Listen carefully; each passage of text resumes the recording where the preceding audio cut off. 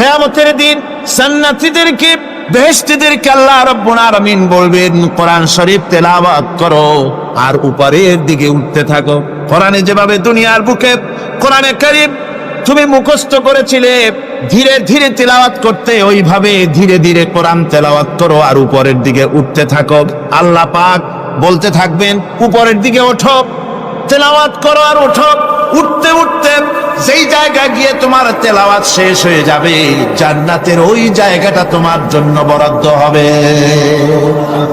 আবু দাউদ শরীফের হাদিস, জান্নাতের ওই জায়গাটা তোমার জন্য বরাদ্দ হবে। এখন যাদের শুধু সূরা ইখলাস আর সূরা কাউসার মুখস্থ, তারা তো দুই পা আগাই বসে যাবে, উঠতে পারবেন না। বেশি বেশি মুখস্থ করেন, হাফেজে কোরআন হন অথবা হাফেজের মতো হন। বেশি বেশি মুখস্থ করেন সূরা ইয়াসিন, সূরা দুখান, সূরা আর রহমান, সূরা ওয়াকিয়া, সূরা মুজাম্মিল, যে সমস্ত সূরা, বেশি সূরা আল আরাফ, সূরা কাহাফ, সূরা মারিয়াম ইত্যাদি মুখস্থ করেন। কিয়ামতের দিন কাজে লাগবে।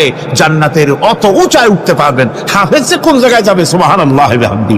30 পারা কোন যার সিনার ভিতরে জান্নাতের কোন জায়গাটা আল্লাহ তাকে বরাদ্দ করবেন। সুবহানাল্লাহ সুবহানাল্লাহ। কোরআনে কারীমকে মুখস্থ করুন, বেশি করে মুখস্থ করুন। কোরআনে কারীমকে বেশি করে তেলাওয়াত করুন।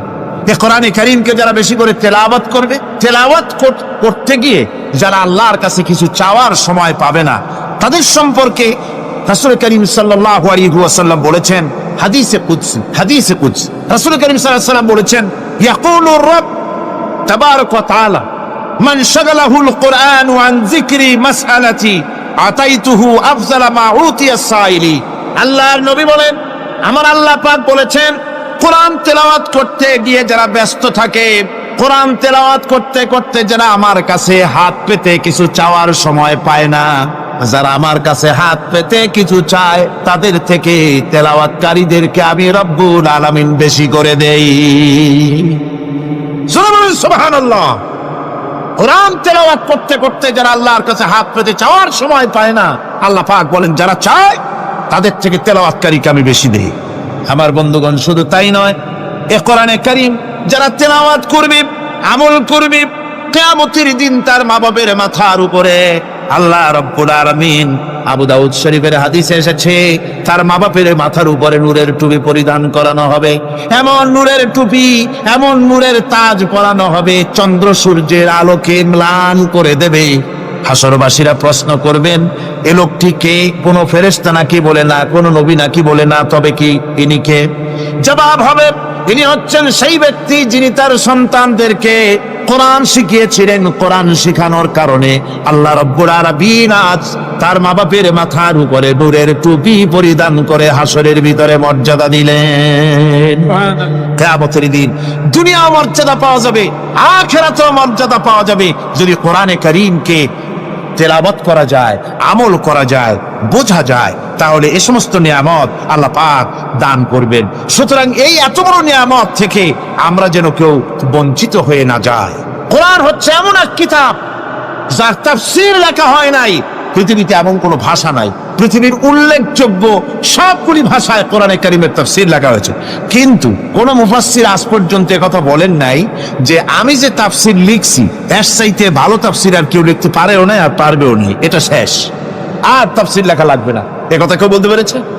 জোরে বলেন, পেরেছে? পারে নাই। তার কারণ কি? আল্লাহ রাব্বুল আলামিন বলেন, قُلْ لَوْ كَانَ الْبَحْرُ مِدَادًا لِكَلِمَاتِ رَبِّي لَنَفِدَ الْبَحْرُ قَبْلَ أَن تَنفَدَ كَلِمَاتُ رَبِّي وَلَوْ جِئْنَا بِمِثْلِهِ مَدَدًا। আল্লাহ পাক বলেন, নবী আপনি বলুন, আমার রবের কথাগুলি লেখার জন্য যদি সমুদ্রের পানিগুলি, সমুদ্রের সমস্ত পানিগুলি যদি কালিতে পরিণত হয়ে যায়, আর আমার রবের কথাগুলি যদি লেখা শুরু হয়ে যায়, আমার রবের কথাগুলি লেখার পূর্বে সমস্ত সমুদ্রের পানিগুলি শেষ হয়ে যাবে। তারপরে যদি আবার সমুদ্র ভরে দেওয়া হয়, আরো যদি লেখা হয়, তবুও আমার রবের কথা লেখা শেষ হবে না।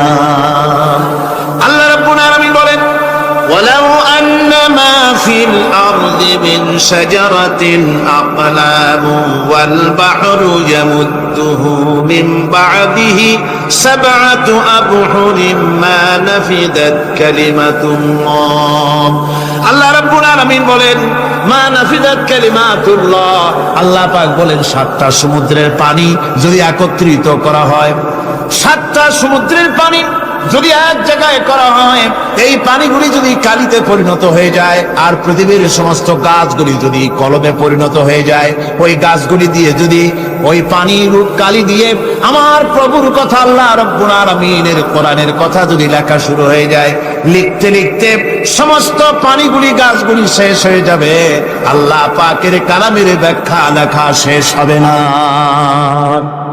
মা নাফিদাত কালিমাতুল্লাহ আল্লাহর কথা লেখা শেষ হবে না এত বড় বিরাট আযীম কিতাব আল্লাহ পাক আমাদেরকে দান করেছেন সুবহানাল্লাহ করেন এই কিতাবের এত বড় গুরুভার আল্লাহ রাব্বুল আলামিন বলেছেন লাউ আনসালনা হাযাল কুরআন আলা জাবালিন লারাআইতাহু খাশিআন মুতাসাদ্দিআন মিন খাশিয়াতিল্লাহ আমি যদি এই কোরআনকে পর্বতের উপরে নাযিল করতাম তাহলে তুমি দেখতে পেতে আমার ভয় ভীত সন্ত্রস্ত হয়ে পাহাড়গুলো চূর্ণ বিচূর্ণ হয়ে যেত এত বড় আযীম কিতাব আমি তোমাদেরকে দান করেছি যার গুরুভার বহন করতে কেউ রাজি হয়নি পাহাড় পর্বত কেউ রাজি হয়নি মানুষ রাজি হয়েছে এই মানুষের উপরে আমি এটা অবতীর্ণ করেছি গোটা বিশ্ববাসীর সামনে এই কিতাব আমি দিয়েছি তোমাদেরকে এর দ্বারা হেদায়েত তোমরা গ্রহণ করবে কিয়ামতের দিন আল্লাহর এই বিরাট নিয়ামত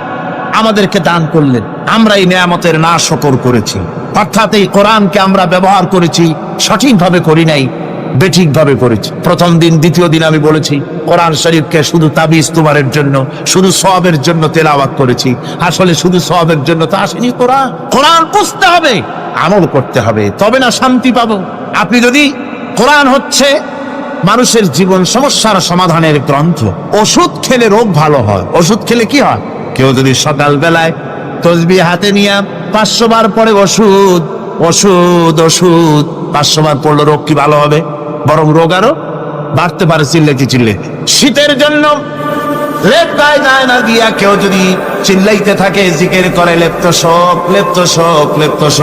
শীত কি বন্ধ হবে নাকি পানির পিপাসায় ছটফট করে মানুষ যদি চিল্লায় পানি পানি পানি পানি পানি পানির পিপাসা আরো বাড়বে তাহলে কি বোঝা গেল পিপাসা লাগলে পানি পান করতে হবে শীত লাগলে কম্বলটা গায়ে দিতে হবে রোগ হলে ওষুধটা খেতে হবে তাহলে সব সমস্যার সমাধান হবে অনুরূপ ভাবে আমরা শুধু কোরআনে কারীমকে তেলাওয়াত করি সওয়াবের নিয়তে তার হুকুমগুলি জীবনের উপরে আমল করি না বলে আজকের জীবন আমাদের বিপর্যস্ত হয়েছে ব্যক্তিতে পরিবারে রাষ্ট্রে শান্তি নাই কোথাও শান্তি নাই এই কারণে আর কিয়ামতের দিন রাসূল আসামি করবেন তাদেরকে যারা কোরআন অমান্য করেছে রাসূল হবেন বাদী হবেন কে যারা বলেন কে বাদী হবে রাসূল আসামি হবে কারা যারা কোরআন ছেড়ে দিয়েছে আল্লাহ রাব্বুল আলামিন বলেন وقال الرسول يا رب إن قومي اتخذوا هذا القرآن مهجورا কিয়ামতের দিন রাসূল আল্লাহর দরবারে ফরিয়াদ করবেন আয় আমার রব আয় আমার আল্লাহ তাআলা এই সমস্ত লোকগুলি তোমার কালামকে তোমার কোরআনকে অপ্রয়োজনীয় জিনিস বলে তারা পরিত্যাগ করেছিল কোরআনকে অপ্রয়োজনীয় মনে করেছে কোরআনের সাথে ঠাট্টা করেছে বিদ্রুপ করেছে কোরআন শিক্ষা ভিক্ষার ঝুলি শেখার বুলি মনে করেছে কোরআনের কোনো মূল্য দেয় নাই কোরআনের কোনো দাম দেয়নি কোরআনের সাথে ঠাট্টা করেছে কোরআনের আইনের সাথে ঠাট্টা করেছে বিদ্রুপ করেছে আমাদের দেশে শিক্ষাবিদ চিন্তাবিদ বুদ্ধিজীবী নাম ধরনের নামধারী এক শ্রেণীর লোকেরা কোরআনের সাথে সরাসরি বেয়াদবি করেছে আহমদ শরীফ বলেছে পরকাল নাই আল্লাহ বলছেন পরকাল আছে আর আহমদ তো না ওটা কি এই আহমক সে বলেছে পরকাল নাই বিবাহ মানি না কবর আযাব মানি না কিয়ামতের দিন বিচার হবে তাও মানি না অস্বীকার করেছে এটাকে নিয়ে ঠাট্টা করেছে আহমদ শরীফ লিখেছেন নিজে যে আল্লাহ বলতে কেউ নাই মানুষ তাকে চিন্তা করে সৃষ্টি করেছে স্রষ্টা বলতে কেউ নাই তারপরে আর একটা মেয়ে লোক আমি ওটার নাম নিতে ঘৃণা বোধ করি এটি হচ্ছে এটি হচ্ছে চরম ধর্মদ্রোহী, রাষ্ট্রদ্রোহী, নাস্তিক, জাহান্নামের কীট, ডাস্টবিনের আবর্জনা। এই মেয়ে লোকটি বলেছে, তার বইতে লিখেছে, বেহেশত হচ্ছে এক অসভ্য উদ্যান। কোরআন শরীফে আল্লাহ পাক বলেছেন, আমলে সালেহ যারা করবে, নবীরা, ওলিরা, সিদ্দিকিন, সোহাদা সব যাবে জান্নাতে। আর সেই জান্নাতকে এই খাবিসা, এই নিকৃষ্ট ধর্মদ্রোহী, রাষ্ট্রদ্রোহী মহিলা, এই সে বলেছে বেহেশত হচ্ছে এক অসভ্য উদ্যান। পৃথিবীর অতৃপ্ত বহুগামী পুরুষেরা তাদের থাকার জায়গা হবে ওই বেহেশতের মধ্যে। যেরকম নাউজুবিল্লাহ। এই মেয়ে লোকটি সমগ্র নারী জাতির কলঙ্ক। ভারত, বাংলাদেশের শ্রেষ্ঠ শত্রু ভারত, এই শয়তানকে পয়সা দিয়া পুষতেছে। কলকাতায় দাওয়াত দিয়ে আনন্দ পুরস্কার দিয়েছে। সে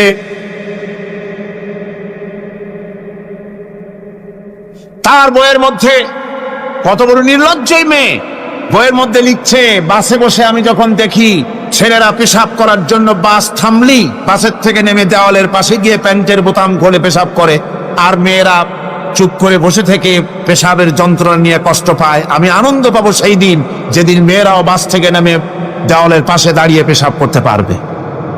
এটা কি একটা মানুষ? জানোয়ার, অসভ্য জানোয়ার একে জন্ম দিয়েছে, আল্লাহ ভালো জানে। আমার বন্ধুগণ, তার অসভ্যতার শেষ নাই। কোরআন নিয়ে ঠাট্টা করেছে, বলেছে আমার মা রাতের বেলায় ঝুলে ঝুলে সূরা ইয়াসিন পড়ে, আমি চিন্তা করি যে কত বাজে কাম করতেছে সে। বলছে আল্লাহ পাক কোরআনের মধ্যে পুরুষকে বেহেশতের হুরিদের কাঁচা মাংসের লোভ দেখাইয়া, মদ খাওয়াবার লোভ দেখিয়ে তাদেরকে নামাজ রোজা করার জন্য বাধ্য করতেছে। বেহেশতে কি শরাব, বেহেশতে কি মদ পান করানো হবে? না, বেহেশতে মদ পান করানো হবে না। মদ তো নাপাক জিনিস। আল্লাহ পাক বলছেন বেহেশতে পান করানো হবে। ওয়াসাকাহুম রাব্বুহুম শারাবান তাহুরা। জান্নাতের ভিতরে আল্লাহ পাক শরাবে তাহুর পান করাবেন, যেটা নিজেও পাক এবং যে পান করবে সেও পবিত্র হয়ে যাবে। সুবহানাল্লাহ। সুতরাং এই কোরআন নিয়ে ঠাট্টা বিদ্রুপ যারা করেছে, কিয়ামতের দিন আল্লাহর দরবারে তাদেরকে উঠতে হবে, আজ হোক কাল। আমি জানি না বাংলাদেশ সরকার ভারতের ভয়ের চোটে এই মেয়ে লোককে পুলিশ প্রহারা দিয়া পুষতেছে নাকি, আমার বুঝে আসে না। বাংলাদেশ সরকারের পররাষ্ট্র মন্ত্রণালয় রীতিমতো আসামির কাঠগড়ায় দাঁড়িয়ে বিবৃতি দিয়েছেন এবং তাকে পুলিশ প্রহরার ভিতরে রেখেছে। বাংলাদেশের দণ্ডবিধি অনুযায়ী ওর তো ফাঁসি হয়ে যাওয়া উচিত। কোরআনের বিরুদ্ধে কথা বলেছে, আল্লাহর কোরআন নিয়ে ঠাট্টা করেছে। আমার বন্ধুগণ,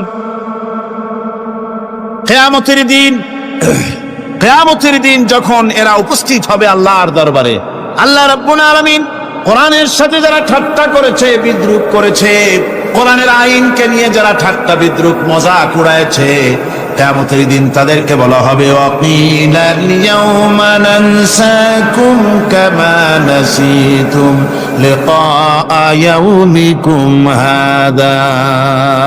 কিয়ামতের দিন আল্লাহ রাব্বুল আলামিন কোরআনের ঠাট্টাকারী, কোরআনের বিদ্রুপকারী, কোরআনের আইনের অমান্যকারীদেরকে বলবেন, আমি আজকে তোমাদের ভুলে গেলাম, যেমন করে তোমরা এই দিনে আমার সঙ্গে সাক্ষাৎকারের কথা ভুলে গিয়েছিলে।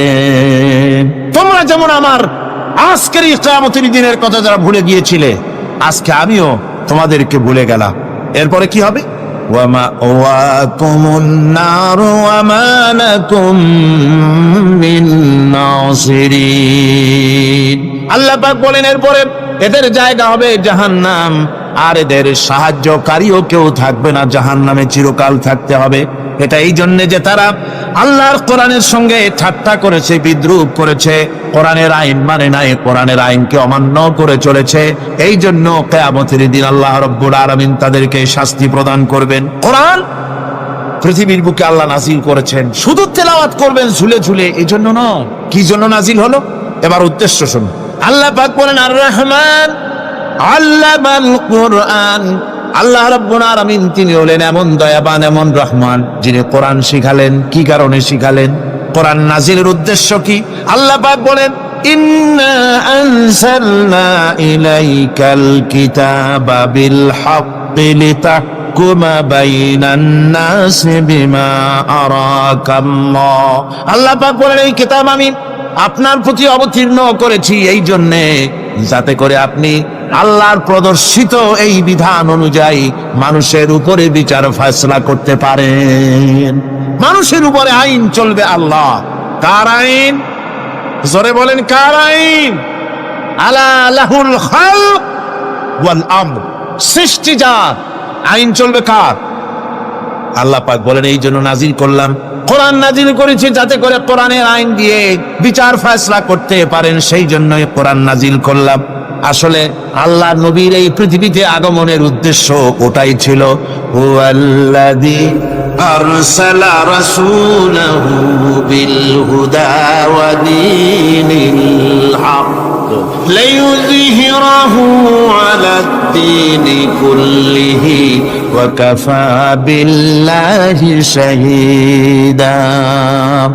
আল্লাহ রাব্বুল আলামিন বলেন, আমি আমার রাসূলকে দ্বীনে হক, সত্যের বিধান সহকারে দুনিয়ায় প্রেরণ করেছি।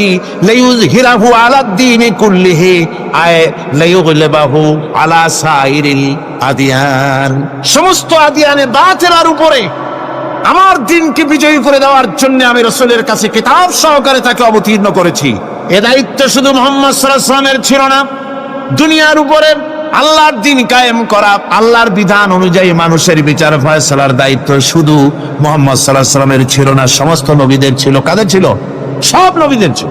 ফাবাসাল্লাহুন নাবিয়্যিনা মুবাশশিরিনা মুনযিরিন ওয়া আনজালা মাআহুমুল কিতাবা বিল হাক্কি লিয়াহকুমা বাইনান নাস। আল্লাহ পাক বলেন, সমস্ত নবীদের কাছে আমি কিতাব অবতীর্ণ করেছি এই জন্যে যে তারা সহজ এবং সোজা পথে যারা চলতে চায় তাদেরকে তিনি সুসংবাদ দিবেন, আর বাঁকা পথে যারা চলবে তাদেরকে তিনি জাহান্নামের ভীতি প্রদর্শন করবেন। আর আমি তার উপরে যে কিতাব অবতীর্ণ করেছি, এই কিতাব দিয়ে জনগণের উপরে বিচার ফয়সালা করবে। আইন চলবে আল্লাহর কিতাব দিয়ে। আইন চলবে কি দিয়ে? আল্লাহর কিতাব দিয়ে। আল্লাহর কিতাব অনুযায়ী জনগণকে পরিচালিত করবেন। এই জন্য আমি এই কোরআনকে নাজিল করেছি, অতীত এই কিতাবগুলি নাজিল করেছি। কুল ইয়া আইয়ুহান নাসু ক্বাদ জাআকুমুল হাক্কু মির রাব্বিকুম। আল্লাহ পাক বলেন, নবী আপনি বলে দেন, আপনি বলুন, হে মানব সকল, আল্লাহর পক্ষ থেকে তোমাদের জন্য মহাসত্য এসেছে। এই মহাসত্য যদি অনুসরণ করো তোমাদের জন্য কল্যাণকর হবে। ওমান দাল্লা ফাইন্নামা ইয়াদিল্লু আলাইহা।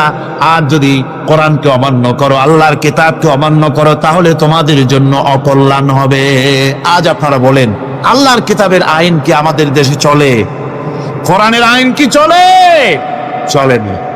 কোরআনের আইন চলে না। আমরা কি খুব শান্তিতে আছি? খুব আরামে আছি? শ্রমিকরা তাদের শ্রমের মূল্য পায়, কৃষক তার উৎপাদিত পণ্যের সঠিক দাম পায়, নারী তার সতীত্বের মর্যাদা পায়। জনগণ কি আরামে ঘুমাতে পারে? না, জনগণ রীতিমতো দুবেলা পেট পুরে সমস্ত জনগণ খেতে পারে।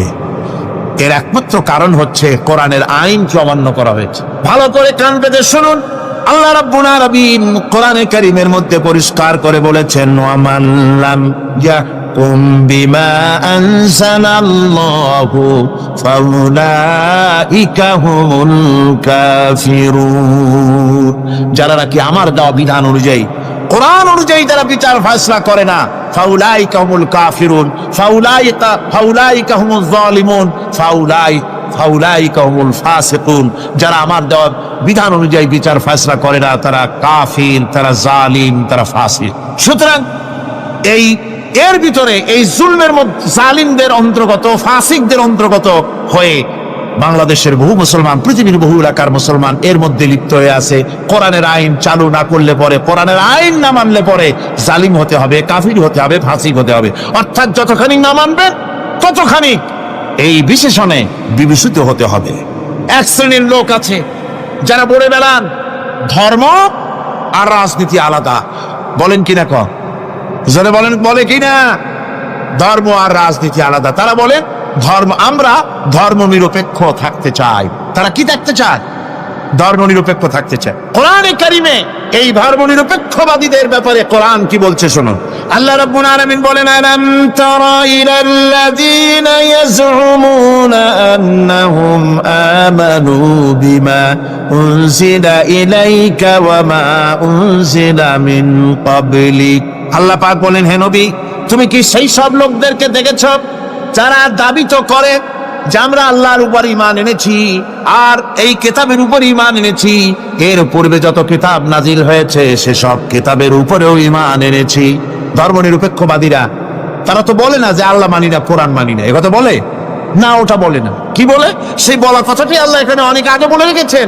ওরা বলে যে আমরা অবশ্যই আল্লাহকে মানি, আল্লাহর কিতাব মানি, এর পূর্বে যত কিতাব নাজিল হয়েছে সেগুলোও মানি, তবে ইউরিদুনা আইয়াতাহাকামু ইলাত তাগুত, তারা চায় তাদের জীবনের সমস্ত সমাধান সমস্যার জন্য তাগুতের কাছে যেতে চায়। তাগুতকে, আল্লাহকে বাদ দিয়ে তারা যেতে চায় কোথায়? তাগুতের কাছে। জোরে বলেন, কিসের কাছে যেতে চায়? তাগুতের কাছে। তাগুত বলে কারে? তাগুত বলা হয় যে নিজে আল্লাহর আইন মানে না এবং অপরকেও আল্লাহর আইন অমান্য করতে বাধ্য করে, তাকে বলা হয় তাগুত। ওরা বলে ধর্ম আর রাজনীতি আলাদা। কোরআন মানি কিন্তু কোরআনের আইন মানি না। ওরা কোরআন মানে ঠিকই, বলে যে কোরআন মানি, কিন্তু কোরআনের আইন মানে। তাহলে এ মানি বলার অর্থটা কি? এর মূল্যটা কোথায়? কোরআন যদি মানো তো কোরআন বলেছে সুদ খেও না, আমাদের দেশে সুদ চলছে না। কোরআন বলেছে বিবিকে পর্দায় রাখো, পর্দায় কি রাখা হচ্ছে? কোরআন বলেছে ওজনে কম দিও না, তা কি মানা হচ্ছে? কোরআন বলেছে আমার আইন দিয়ে দেশ শাসন করো, তা কি করা হচ্ছে? সুতরাং ধর্মনিরপেক্ষ মতবাদ যেটা, এই মতবাদটা কোরআনের দৃষ্টিতে কুফরি মতবাদ। ধর্মনিরপেক্ষ মতবাদ কি? জোরে বলেন, ধর্মনিরপেক্ষ মতবাদ কি? কোন মুসলমান, যে ব্যক্তি নিজেকে মুসলমান বলে দাবি করে, ধর্মনিরপেক্ষ মতবাদ সে বিশ্বাস করতে পারে না, জায়েজ নাই, হারাম।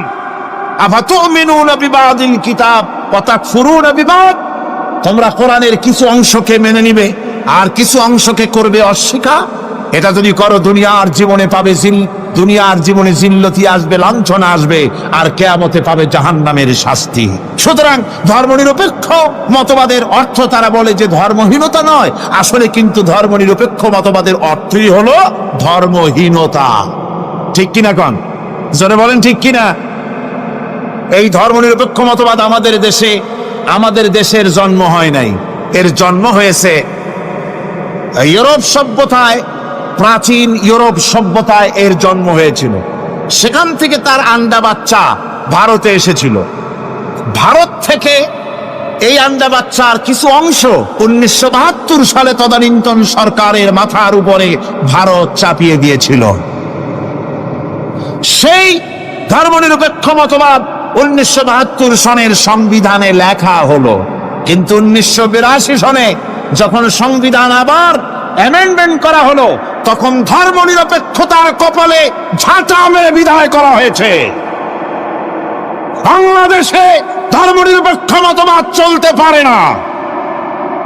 ধর্মনিরপেক্ষ মতবাদের কথা আমাদের দেশে তারাই বলে যারা 72 সনে ক্ষমতায় ছিলেন। তারা ধর্মের সাথে কি ব্যবহার করেছেন আমরা ভুলে যাই নাই, আপনারা ভুলে গেছেন। 1972 সনে দেশের সমস্ত বিশ্ববিদ্যালয়ের মনোগ্রাম থেকে ইকরা বিসমি রাব্বিকাল্লাযী খালাক রাব্বি জিদনি ইলমা, কোরআনে কারীমের আয়াতকে বিদায় করে দেওয়া হয়েছিল। শাসনতন্ত্রের শিরোনামে বিসমিল্লাহকে গ্রহণ করা হয় নাই। শুধু তাই নয়, কোরআনে কারীম যেখানে তেলাওয়াত করা হয় তখনকার সময় রেডিওতে, টেলিভিশনে, ওই 72 থেকে 3 বছর, এবং এখনো সেই দলটি মিটিং করতে গিয়ে, কোনো জায়গায় কিছু করতে গিয়ে আগে কোরআন শরীফ, তারপরে গীতা, তারপরে বাইবেল, এগুলি হচ্ছে মুনাফিকের লক্ষণ। কিসের লক্ষণ? যেখানে যেই টেবিলে যেই মঞ্চে কোরআন তেলাওয়াত হয়, বাইবেল গীতা পড়া হারাম পড়া হতে পারে না। কোরআনের চাইতে শ্রেষ্ঠ কিতাব আল্লাহর দুনিয়া আছে? সমস্ত কিতাবকে রাত করেছে কোরআন। হযরত ওমর রাদিয়াল্লাহু তাআলা রাসূল করিম সাল্লাল্লাহু আলাইহি ওয়াসাল্লামের কাছে গিয়ে তাওরাতের একটা পাতা পড়তেছি। হযরত আবু বকর রাদিয়াল্লাহু তাআলা সেখানে চলে এলেন। এসে দেখেন রাসূল করিম সাল্লাল্লাহু আলাইহি ওয়াসাল্লামের চেহারা মোবারক লাল হয়ে গিয়েছে গোসায়। হযরত আবু বকর বললেন, ওমর তুই যদি এর থেকে মরে যেতিস, তুই যদি এর থেকে মরে যেতিস, তুই যদি এর থেকে মরে যেতি। তিনবার বললেন। হযরত ওমর শিউরে উঠলেন, হতচকিত হয়ে উঠলেন। আবু বকর আমাকে মরার কথা বলছেন কেন? তিনি তাকিয়ে দেখেন রাসূল করিম সাল্লাল্লাহু আলাইহি ওয়াসাল্লামের চেহারা মোবারক গোসায় লাল হয়ে। হযরত ওমর বলছেন, ইয়া রাসূলুল্লাহ, আমার এবং আমার পিতা মাতার জীবন আপনার কদম মোবারকে উৎসর্গ হয়ে যা। আমি অপরাধ করেছি, কি অন্যায় করেছি হুজুর আমাকে? হুজুর বলছেন, ওমর তুমি যে তাওরাতের পাতা আমার সামনে পড়তেছো, এই তাওরাত যার উপরে নাজিল হয়েছিল সেই মুসা আলাইহিস সালাম যদি আজকে বেঁচে থাকতেন তাহলে আমার উম্মতের ভিতরে শামিল হয়ে যাওয়া তার জন্য ফরজ হয়ে যেত। অতীতের সমস্ত কিতাবকে রদ করা হয়েছে, সমস্ত শরিয়াতকে বন্ধ করা হয়েছে। সুতরাং কোন মুসলমানের প্ল্যাটফর্মে যেখানে কোরআন তেলাওয়াত হয়, বেদ বাইবেল গীতা পড়া হারাম সেখানে। এই মুনাফিকরা তাও করে থাকে। আমার মুসলমান ভাইয়েরা, নজরুল ইসলাম কলেজের ইসলাম শব্দ বাদ দিয়ে নজরুল কলেজ করা হয়েছিল। সলিমুল্লাহ মুসলিম হলের মুসলিম শব্দ বাদ দিয়ে শুধু সলিমুল্লাহ হল করা হয়েছিল। তার মানে ধর্ম এদের কলিজায় আগুন জ্বালিয়ে দেয়। ইসলামের নাম বরদাস্ত হয় না, কোরআনের নাম বরদাস্ত হয়। আর বরদাস্ত হয়নি বলেই আল্লাহ পাক তার ইন্তেকাম নিয়েছে। আমার বক্তব্য হচ্ছে, কোরআনে কারীম পৃথিবীতে এসেছে শাসন করতে দুনিয়াকে। তার মধ্যে রয়েছে রাজনীতি, অর্থনীতি, সব। এই বিচার ফয়সালা কোরআন থেকে যারা গ্রহণ করে না, রাসূলকে যারা বিচারক মানে না, তাদের সম্পর্কে আল্লাহ পাক কি বলছেন শুনুন। ফালা ওয়া রাব্বিকা লা ইউমিনুনা হাত্তা ইউহাক্কিমুকা ফীমা শাজারা বাইনাহুম থুম্মা লা ইয়াজিদু ফী আনফুসিহিম হারাজাম মিম্মা কাদাইতা ওয়া ইউসাল্লিমু তাসলিমা। আল্লাহ রাব্বুল আলামিন বলেন, ফালা ওয়া রাব্বিক, কখনো নয় হে নবী, আপনার রবের কসম, কখনোই নয়। ওরা মুমিন নয় যারা নাকি তাদের জীবনের সব কিছুর ব্যাপারে যতক্ষণ পর্যন্ত আপনাকে বিচারক না মানে, আপনার দেওয়া ফয়সালাকে গ্রহণ না করে, এবং আপনি বিচার করার পর ফয়সালা দেওয়ার পরে এটার উপরে দ্বিধাহীন চিত্তে মেনে যতক্ষণ না নিবে, ততক্ষণ পর্যন্ত তারা যত ঈমানের দাবি করুক, তারা আসলে মুমিন না। এ ফতোয়া কার? এ ফতোয়া কার? আল্লাহ রাব্বুল আলামিনের ফতোয়া। কখনো মুমিন হতে পারবে না যারা রাসূলুল্লাহকে ফয়সালাকারী হিসেবে গ্রহণ না করবে, কোরআনকে সংবিধানের উৎস হিসেবে গ্রহণ না করবে। কোরআন এসেছে আইনের কিতাব হিসেবে পৃথিবীর মানুষকে পরিচালিত করার জন্য। আজ এই কোরআনের আইন যারা মানে সেখানে শান্তি পায়, কোরআন যেখানে মানে না সেখানে শান্তি হয়। আল্লাহ পাক পরিষ্কার বলেছেন কোরআনের আইন মেনে চলো। আর যারা এই কোরআনকে অমান্য করবে তাদের শাস্তি কি হবে? আল্লাহ পাক বলেন, আল্লাযীনা কাযযাবু বিল কিতাবি ওয়া বিমা আরসালনা বিহি রুসুলানা ফাসাউফা ইয়ামালুন। আল্লাহ পাক বলেন, আমি যে কিতাব নাজিল করেছি, এই কিতাবকে যারা মিথ্যা মনে করে, কিতাবকে যারা অস্বীকার করে, কোরআনের আইন যারা মানে না, আমি যে রাসূলের উপরে যা নাজিল করেছি সেগুলির উপরে যারা ঈমান আনে না, এগুলিকে যারা মানে না, তাদের জন্য এর পরিণতি তারা খুব শীঘ্রই টের পাবে। খুব শীঘ্রই তাদেরকে পরিণতি দেওয়া হবে। কিয়ামতের দিন তাদেরকে আল্লাহ রাব্বুল আলামিন জাহান্নামে প্রবেশ করাবেন। কোরআনের অমান্যকারীদের জায়গা কোথায় হবে? কোথায় হবে তাদের জায়গা? জাহান্নামের ভিতরে হবে। সুতরাং আমরা কোথায় যেতে চাই? জাহান্নামে না জান্নাতে? বেহেশতে যদি যেতে চাই, দুনিয়ায় যদি শান্তি চাই এবং আখিরাতে যদি মুক্তি পেতে চাই, তাহলে আমাদেরকে কোরআনের আইনকে মানতে হবে। কিসের আইন মানা লাগবে? কোরআনের আইন মানতে হবে। কোরআনে কারীমের নাজিল হলো, আল্লাহ পাক যে কোরআন আমাদের শিখালেন, আর রহমান আল্লামাল কোরআন, যে কোরআন তিনি আমাদের শিখালেন। এই কোরআন নাজিলের পদ্ধতি ছিল মদিনা এবং মক্কা। রাসূলের মক্কি জিন্দেগিতে কিছু নাজিল হয়েছে, আর মদনী জিন্দেগিতে নাজিল হয়েছে কিছু। মক্কা শরীফে যেগুলি নাজিল হয়েছে সেই সূরাগুলো ছিল তাওহীদ, রিসালাত এবং আখিরাতের উপরে নির্ভর করে। আর মদনী সূরা যেগুলি ছিল সেগুলি ফৌজদারি দণ্ডবিধি, উত্তরাধিকারী আইন, তারপরে যাকাত, অসর, যুদ্ধ, সন্ধি, বন্দী, এরপরে রয়েছে স্বরাষ্ট্রনীতি, পররাষ্ট্রনীতি, অর্থনীতি, জীবন পরিচালনার সমস্ত বিধি আর ব্যবস্থা মদনী জিন্দেগীর সূরাগুলিতে, অবতীর্ণ সূরাগুলিতে আল্লাহ রাব্বুল আলামিন নাজিল করেছে। কোরআন শরীফ মানুষের সকল সমস্যার সমাধান দিয়েছে। এখানে আমি এখন তার কিছু নমুনা পেশ করছি আপনাদের সামনে, আপনাদের বোঝার জন্য যে কোরআন, অনেকে বলে যে কোরআনের তাফসীরের ভেতরে রাজনীতির আলোচনা হয়। রাজনীতি সেইটুক করি যেটুকুন আল্লাহ কোরআনে করেছেন। জোরে কোন আলহামদুলিল্লাহ। এর থেকে বালাই কিছু বলি নাকি? না। কোরআন যেটুকুন করেছে, রাসূলুল্লাহ যেটুকুন করেছে, একজন মুসলমান হিসাবে তা করা আপনার আমার জন্য কি সুন্নত, নফল? ওইটা করা কি জোরে কোন? এটা করা আমাদের জন্য ফরজ। সেই জন্য আমি কিছু নমুনা পেশ করছি আপনাদের সামনে, বুঝতে পারবেন যে কোরআন শুধু নামাজের কথা নিয়ে আসে নাই। কোরআনের মধ্যে আয়াত সংখ্যা কত? ৬,৬৬৬। এটা ঠিক না, কিছু কম আছে। ৬,০০০ কয়েক শত, ভালো করে গুনে দেখা দরকার। তো এই যে আয়াতে কারিমা যেগুলি রয়েছে, এর মধ্যে মাত্র ৫০০ আয়াত হচ্ছে হুকমে শরঈ। ভালো করে শোনো, ৫০০ আয়াত আদেশ এবং নিষেধ জাতীয়। এটা করো, ওটা করো না, এটা হালাল, ওটা হালাল। এ হলো ৫০০। তো এই যদি ৫০০ হয়, তাহলে বাকি ৬,০০০ কি? বাকি ৬,০০০ ইতিহাস, দর্শন, বিজ্ঞান, রাজনীতি, অর্থনীতি, সমাজনীতি, উত্তরাধিকারী আইন, পররাষ্ট্রনীতি, স্বরাষ্ট্রনীতি, মানুষের জীবনে যা দরকার, ইহকাল, পরকাল, কবর, হাসর, মিজান, সিরাত, জান্নাত, জাহান্নাম, এসব কিছু আল্লাহ পাক বাকি হাজার হাজার আয়াতের মধ্যে বলেছেন। তো ৫০০ আয়াতের পরিচিতি আমাদের জানা আছে, নামাজ, রোজা, হজ, যাকাত, হালাল, বৈধ, অবৈধ ইত্যাদি সম্পর্কে। কিন্তু বাকি আয়াতগুলিতে আমাদের জীবন পরিচালনার ব্যাপারে আল্লাহ পাকের কথা শুনুন। কিভাবে এ কথাগুলি আল্লাহ পাক আমাদের বলছেন। বিচার পদ্ধতি সম্পর্কে শুনুন। কোরআন যে বিচার পদ্ধতি আমাদেরকে দিয়েছেন, নিরঙ্কুশ ন্যায় বিচারের কথা কোরআন বলেছে। কোরআন বলেছে বিচার হতে হবে কি ধরনের? ওয়াইদা হাকামতুম বাইনান নাসি আন তাহকুমু বিল আদল। কোরআন শরীফ বলেছে তোমরা যখন লোকদের মাঝে বিচার ফয়সালা করবে, তখন অবশ্যই সুবিচার করবে, জাস্টিস, ন্যায় বিচার করবে। এই ন্যায় বিচার করতে গিয়ে তোমার সামনে যদি বিজাতীয় কোনো লোক আসামি হয়ে দাঁড়ায়, অমুসলিম, তখন বিচারটা কিভাবে করবে?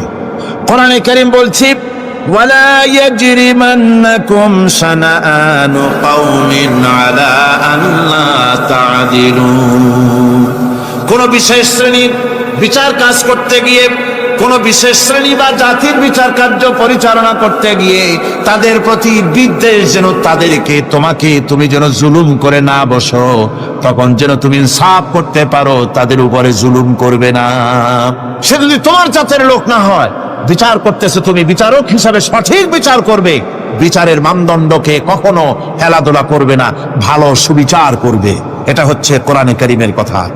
আর আত্মীয় স্বজনের বিচার সম্পর্কে বলা হচ্ছে যে তোমরা বিচার নিয়ে, সুবিচার নিয়ে তোমরা দাঁড়াও, দণ্ডায়মান হও সুবিচার নিয়ে। মুসলমানেরা তোমরা যখন বিচার করবে, তখন এই বিচার করতে গিয়ে ওয়ালাউ আলা আনফুসিকুম আবিল ওয়ালিদাইনে ওয়াল আকরাবিন, সে যদি তোমার নিজের বিরুদ্ধেও যায় বিচার, তা যদি তোমার সন্তান সন্ততি, ভাই ব্রাদার, মা বাপ ইত্যাদির বিরুদ্ধেও যদি চলে যায়, ইয়াকুন গানিয়ান আও ফাকিরান, যদি সে গরিব হয়, যদি সে ধনীও হয়, বিচারের বেলায় কোনো রকম তারতম্য করবে না, আপন হোক পর হোক, বিচার করতে হবে সঠিক। এটা কার কথা?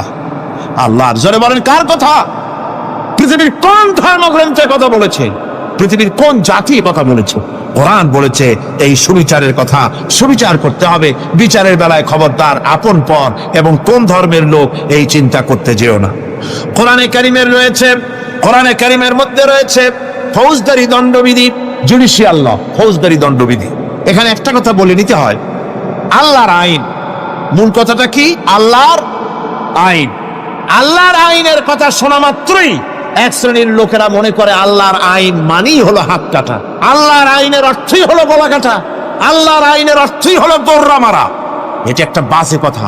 আল্লাহ পাকের আল্লাহ কি এইরকম একটা বদমেজাজি দারোগার মতো? আল্লাহ যে মানুষ পাইলেই খালি পিটাবে আর হাত কাটবে। একটা কথা হইল, হাত কাটা, গলা কাটা, এটা কখন সুবিচার প্রতিষ্ঠিত হয়ে যাবে, খাওয়া পড়ার গ্যারান্টি মিলবে, তারপরে যদি কেউ চুরি করে দৃষ্টান্তমূলক শাস্তি দাও হাত কেটে। এর আগে না, মদিনা মুনাওয়ারায় হযরত ওমর রাদিয়াল্লাহু তাআলা আনহুর সময় অনাবৃষ্টির কারণে দুর্ভিক্ষ দেখা দিয়েছিল। তখন হযরত ওমর জাস্টিসদেরকে, ম্যাজিস্ট্রেটদেরকে ডেকে পরিষ্কারভাবে এলান করে দিয়েছিল, এখন যদি কোনো চোর ধরা পড়ে, এই দুর্ভিক্ষ চলাকালীন কোন চোর যদি ধরা পড়ে আর প্রমাণিত হয় পেটের জ্বালায় চুরি করেছে, খবরদার তার হাতকে তোমরা কাটবে না, খবরদার হাত কাটবে না। ইসলাম তো আগে পেটে দেয়, আগে কোথায় দেয়? পেটে, তারপরে দেয় পিঠে, আগে দেয় না। মানুষের খাওয়া পড়া, শিক্ষা, চিকিৎসা, বাসস্থান সবটার গ্যারান্টি দেওয়া হয়। মদিনায় যখন এই গ্যারান্টি এসে গেল, চোরের হাত কাটা আইন মক্কায় নাজিল হয় নাই, নাজিল হয়েছে মদিনা মুনাওয়ারায় রাসূলের মদনী জিন্দেগিতে। কোন সময়? যখন রাসূলুল্লাহ প্রেসিডেন্ট। রাসূলুল্লাহ কি? যখন রাসূলুল্লাহ কি রাষ্ট্রপতি, সেই সময় মানুষ দরজা খুলে ঘুমাবার সুযোগ পেল, খাওয়া পড়া, শিক্ষা, চিকিৎসা, বাসস্থানের গ্যারান্টি পেল। এই সময় আল্লাহ রাব্বুল আলামিন তিনি যখন দেখলেন ইসলামী সমাজ ব্যবস্থা কোরআনের আইনের মাধ্যমে মানুষ সব রকমের নিরাপত্তা লাভ করেছে, পেটের সমস্যার সমাধান হয়ে গেছে, তখন আল্লাহ আইন জারি করলেন, আস-সারিকু ওয়াস-সারিকাতু ফাকতাউ আইদিয়াহুমা। চোর পুরুষ হোক আর নারী হোক, উভয়ের হাত কেটে দাও। পুরুষ হোক আর নারী হোক, এখন উভয়ের হাত কেটে দাও। দৃষ্টান্তমূলক শাস্তি হোক, যাতে করে এই চুরি আর না কেউ না করে। পেটে খাবার আছে, চাকরি আছে, ওষুধ আছে, শিক্ষা আছে, থাকার মতো জায়গা আছে, এখন চুরি করো কেন? তাহলে বোঝা যাবে এটা নেশায় পরিণত হয়েছে। কি হয়েছে? নেশা। তখন তো আর চোরকে বসায় সেলুট মারা আর যাবে না, এখন হাতটা কাটিয়া একটা শাস্তি দিয়ে দাও। আমাদের দেশে কিন্তু চোরের হাত কাটা আইনের ব্যাপারে কোনো চোরের আজ পর্যন্ত মিছিল করে না। বাংলাদেশের কোন ছোট ছোট চোর, যেমন তাল চোর, বেল চোর, কচু চোর, ছাতি চোর, জুতা চোর, আরো যত ছোট ছোট চোর, এই সব চোরেরা কি কোনোদিন মিছিল করেছে যে চোরের হাত কাটা আইন মানি না, মানবো না? বলেছে কেউ? বলেন। কিন্তু এই আইনের বিরুদ্ধে সোচ্চার কারা? কোন চোরেরা? নিশ্চয়ই ছোট চোরেরা নেই, বড় চোর যারা তাল বেল চুরি করে না, বরং কলমের খোঁচা দিয়া সরকারের, জনগণের লক্ষ কোটি কোটি টাকা পকেটস্থ করেন মেহেরবানি করে। ওইসব তারা মনে করেন যদি এই আইন চালু হয়ে যায় তাহলে তালচোর বেলচোরের তো কোনো ক্ষতি নাই, ইসলামী রাষ্ট্র চালু হলে পরে তো সকলের পেটে ভাত আসবে, ওই তাল বেল আর চুরি করা লাগবে না, তাদের তো সুবিধা। কিন্তু মুসিবতটা তো আমাদের হবে। বেশি খাইয়া খাইয়া জিব্বা পুরু হয়ে গেছে, এখন ওই বেশি খাইতে না পারলে বদভ্যাস চালু হয়ে যাবে। চুরি করতে যখন যাইবে তখন এই আইন তো বিসমিল্লাহ হবে আমাদের দিয়া। এই জন্য ওনারাই বিরোধিতা করেন চরম ভাবে। আর ইসলামের সব আইনের সাথে বিরোধিতা করার জন্য বাংলাদেশে যতগুলি পত্রিকা বেরিয়েছে তার মধ্যে শীর্ষস্থানে রয়েছে ভারতের রায়ের টাকায় পরিচালিত নিকৃষ্ট আবর্জনা পত্রিকা আজকের কাগজ।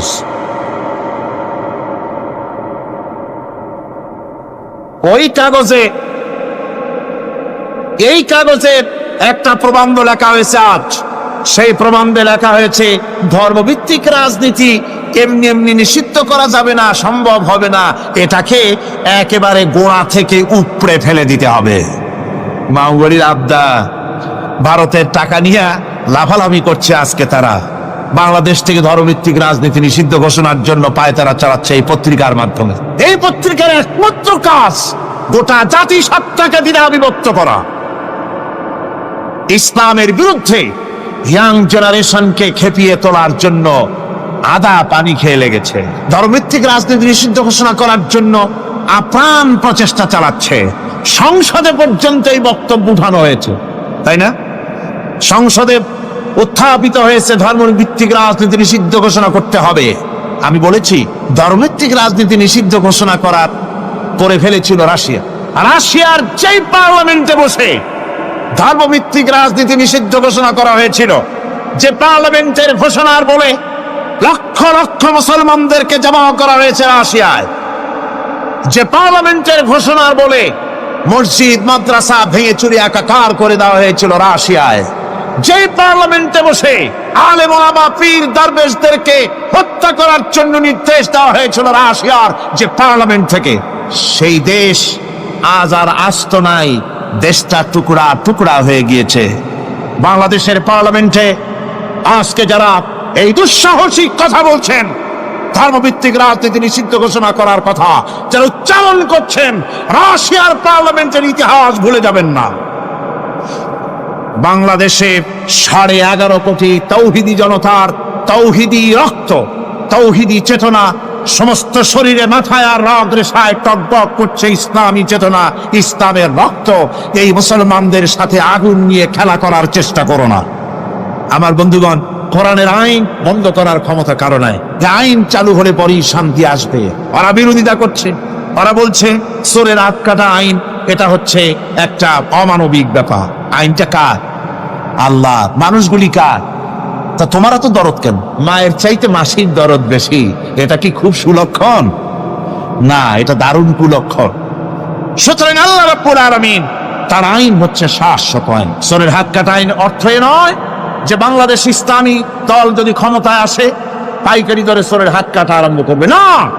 ততক্ষণ পর্যন্ত আইন চালু হবে না যতক্ষণ পর্যন্ত সমস্ত মানুষ তাদের কর্মসংস্থান না হবে, খাবার না পাবে, চাকরি বাকরি না হবে, খেয়ে পরে খাওয়া পড়া শিক্ষা চিকিৎসা বাসস্থান সবটার গ্যারান্টি মিলবে, তারপরে আইন চালু হবে। এর আগে আল্লাহ রাব্বুল আলামিন ফৌজদারি দণ্ডবিধির আওতার ভিতরে চোরের কি শাস্তি হবে তা বললেন, নরহত্যার শাস্তি কি হবে তাও আল্লাহ পাক এখানে বলছেন, ইয়া আইয়ুহাল্লাযীনা আমানু কুতিবা আলাইকুমুল কিসাসু ফিল কাতলা। আল্লাহ পাক বলেন তোমাদের প্রতি নরহত্যার শাস্তি স্বরূপ কিসাস নির্দিষ্ট করা হয়েছে, অর্থাৎ হত্যার বদলে হত্যা করা। একজন মানুষ আর একজন মানুষকে হত্যা করেছে, কোরআনের আইন হচ্ছে ওকেও হত্যা কর। কি সুন্দর আইন, সুবহানাল্লাহ পড়েন। তাহলে কি হবে?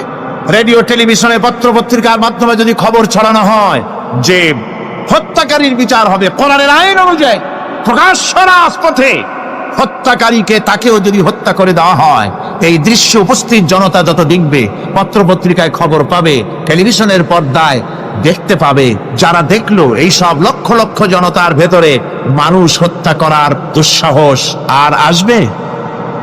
আল্লাহ পাক বলছেন এটা হচ্ছে মানুষের কিসাস, এর মধ্যে রয়েছে মানুষের জীবন। এরপরে নরহত্যার শাস্তি আল্লাহ পাক এভাবে কোরআনে কারীমের মধ্যে বললেন। জিনার শাস্তি, আয-যানিয়াতু ওয়াজ-যানি ফাজলিদু কুল্লা ওয়াহিদিন মিনহুমা মিআতা জালদা। আল্লাহ রাব্বুল আলামিন বলেন, জিনাকারিনী পুরুষ, জিনাকারিনী নারী আর জিনাকারা পুরুষ, তাদের শাস্তি হচ্ছে উভয়কে 100 করে দৌড়া মারা, প্রাণদণ্ড দিয়ে দেওয়া। এই শাস্তি যদি হয় জিনা বন্ধ হয়ে যাবে, বিবাহ সহজ হবে। ইসলামী রাষ্ট্র হলে পরে জিনা করা কঠিন হবে, বিবাহ করা সহজ হয়ে যাবে। এটা হচ্ছে কোরআনের আইনের সুন্দর বিধান। জিনার শাস্তি, চোরের শাস্তি, নরহত্যার শাস্তি জুডিশিয়াল লয়ের আওতায়, ফৌজদারি দণ্ডবিধির আওতায় এগুলি পড়ে। এগুলি সব কোরআন শরীফে আছে না নাই? আছে কিনা? তাহলে কি করে আপনি বলবেন আপনি ধর্ম নিরপেক্ষ? আপনি শুধু ধর্ম আপনার ব্যক্তিগত ব্যাপার আর রাজনীতি একটা আলাদা ব্যাপার। এবারে আল্লাহ রাব্বুল আলামিন মদ পান সম্পর্কে, যারা মদ পান করবে, জুয়া খেলবে যারা, তাদের সম্পর্কে মদ্যপায়ীদের ব্যাপারে আল্লাহ পাক বলছেন, ইন্নামাল খামরু ওয়াল মাইসিরু ওয়াল আনসাবু ওয়াল আজলামু রিজসুম মিন আমালিশ শাইতানি ফাজতানিবুহু। আল্লাহ পাক বলেন নিঃসন্দেহে মদ, জুয়া এবং পাশা, এই সমস্ত খেলাকে, এই সমস্ত জিনিসকে নাপাক ঘোষণা করা হয়েছে। এগুলি সব হতেছে শয়তান কর্তৃক উদ্ভাবিত নোংরা কাজ। এগুলি শয়তানের কাজ। মদ আর জুয়া কার কাজ? জয় বলেন কার কাজ? শয়তানের কাজ। সুতরাং ফাজতানিবুহু, এর থেকে তোমরা ফিরে থাকো। আল্লাহ বলছেন মদ এবং জুয়া মানুষকে আল্লাহর জিকির থেকে ফিরায় রাখে। ফাহাল আনতুম মুনতাহুন, এগুলি শোনার পরেও কি তোমরা এর থেকে ফিরে থাকবে না? এবার আল্লাহ রাব্বুল আলামিন ওজনে কম দেওয়া সম্পর্কে বলছেন। যারা ব্যবসায়ী, অনেক ব্যবসায়ী আছে, ব্যবসা করতে গিয়ে ধর্ম ব্যক্তিগত ব্যাপার, ব্যবসার মধ্যে ধর্ম নিতে চাই না। কয় যে ধর্ম দারুণ পবিত্র জিনিস, এত পবিত্র শুধু মসজিদে থাকবো, শুধু মাদ্রাসায় থাকবো, আমার জীবনের বিস্তীর্ণ অঙ্গনে ধর্ম ঢুকতে পারবে না। তার মানে ভাবখানা এই, আল্লাহ এবং রসুলকে বলে দেওয়া হচ্ছে, হে আল্লাহ হে রসুল, তোমাদের উপরে 144 জারি করে দিলাম, শুধু মসজিদে আর খানকায় থাকো, মাদ্রাসায় থাকো, আমাদের জীবনের বিস্তীর্ণ অঙ্গনে তোমাদের কোনো প্রবেশের অধিকার নাই। জোরে কর নাউজুবিল্লাহ। আল্লাহ পাক মানুষের জীবনের সকল ক্ষেত্রে আইন চলবে আল্লাহ, ইনিল হুকমু ইল্লা লিল্লাহ, আইন চলবে কার? আল্লাহ রাব্বুল আলামিন বলেন, ওজনে কম দিও না, ওয়াউফুল কাইলা ইযা কিলতুম ওয়াজনু বিল কিসতাসিল মুস্তাকিম। মেপে যখন কোন জিনিস দিবে পরিমাপে কম দিবে না, ওজন করে যখন দিবে ওজনেও কম দিবে না। আল্লাহ পাক কোরআনে কারীমের মধ্যে সুন্দর করে সব কথা বলে দিলেন, ওজনে কম করো না, পরিমাপে কম করো না, সঠিকভাবে এটাকে দিও। এতিমের মাল সম্পর্কে কোরআন বলছে, ওয়ালা তাকরাবু মালাল ইয়াতীম ইল্লা বিল্লাতী হিয়া আহসান। এতিমের মাল ভক্ষণ করা তো দূরের কথা, এর নিকটবর্তী হয় না। তবে হ্যাঁ, এতিম বয়স্প্রাপ্ত হওয়া পর্যন্ত যদি আমানত রাখো সেটা ভিন্ন কথা, কিন্তু এতিমের মালকে ভক্ষণ করো না অবৈধভাবে। এতিমের মালের সুরক্ষার জন্য আল্লাহ পাক বলে দিলেন। অশ্লীলতা সম্পর্কে, আজকে সমাজে অশ্লীলতা চলছে, বেহায়ামি, নগ্নতা চলছে, এ সম্পর্কে আল্লাহ পাক বলছেন, কুল ইন্নামা হারামা রাব্বিয়াল ফাওয়াহিশা মা যাহারা মিনহা ওয়া মা বাতান। আল্লাহ পাক বলেন, হে নবী আপনি বলে দেন, আমার প্রভু নিঃসন্দেহে প্রকাশ্য এবং অপ্রকাশ্য সব রকমের নির্লজ্জতা এবং পাপাচারকে নিষিদ্ধ ঘোষণা করেছেন, হারাম করে দিয়েছেন। প্রকাশ্য এবং অপ্রকাশ্য সব রকমের পাপাচারকে, নির্লজ্জতাকে আল্লাহ পাক নিষেধ করেছেন। আজকে আমাদের দেশের টেলিভিশনে যে সমস্ত নির্লজ্জ বিজ্ঞাপন দেওয়া হয়, নারী দেহের যে সৌন্দর্য প্রদর্শনী করা হয়, এ কি কোনো মুসলমান দেশের করা উচিত? কোন মুসলমানদের জন্য এটা কি বৈধ? আজ নির্লজ্জতা, বেহায়ামি ছড়িয়ে পড়ছে চতুর্দিকে। আল্লাহ পাক নিষেধ করছেন, হারাম করে দিয়েছেন। প্রকাশ্য অপ্রকাশ্য সব রকমের নির্লজ্জতা আল্লাহ পাক হারাম করেছেন। সুদ সম্পর্কে আল্লাহ পাক বলছেন, ওয়াহাল্লাল্লাহুল বাইআ ওয়া হারামার রিবা। আল্লাহ পাক বলেন, আমি সুদকে হারাম করেছি আর ব্যবসাকে করেছি হালাল। ব্যবসা করো, ব্যবসার মধ্যে বরকত আসবে, সুদ দিও না, সুদ দিও না। আজকে সুদের প্রচলন চলছে। আল্লাহর আইন না থাকার কারণে এমন একটা জঘন্য ধরনের অপরাধ আমার জাতি করছে, সুদের মতো নিকৃষ্ট পাপের সাথে গোটা জাতি জড়ায় গেছে। ঠিক কি রাখো? সুদ খাওয়া এবং দেওয়া কি? জোরে বলেন কি? এই সুদের মধ্যে রয়েছে 70টি গুনাহ। তার ছোট্ট গুনাহ হলো নিজের মাকে নেকাহ করা। জোরে কর নাউজুবিল্লাহ। এই মারাত্মক গুনাহ গোটা জাতি জড়িয়ে আছে। এই জন্যে আলহামদুলিল্লাহ, আল্লাহ শুকর আদায় করি যে এখন বাংলাদেশে ইসলামী ব্যাংক চালু হয়েছে, সুদমুক্ত ইসলামী ব্যাংকিং বাংলাদেশে চালু হয়েছে। কোন আলহামদুলিল্লাহ। এতদিন সুদী ব্যাংকে লেনদেন করেছেন, তার না হয় একটা জবাব দিতে পারবেন কিয়ামতের দিন যে আল্লাহ, সুদমুক্ত ব্যাংক ছিল না, পর্বটা কি? এই টাকা পয়সা নিয়ে বিপদে পড়ে গেছিলাম, চোরে নেবে, ডাকাতে নেবে, জীবন যাবে, তাই সুদী ব্যাংকে পয়সা রাখছিলাম। হয়তো একটা জবাব, ফোড়া অজুহাত খাড়া করতে হয়তো বা পারবেন। কিন্তু সুদমুক্ত ব্যাংক চালু হওয়ার পর সুদী ব্যাংকের সাথে যারা লেনদেন করছেন আর নামাজ রোজাও করছেন, কি জবাব দেবেন কোন কিয়ামতে? নামাজের রক্ত হয়ে গেছে, উজুর পানি নেই, কি করবেন? নামাজ ছেড়ে দেবেন? কি করবেন?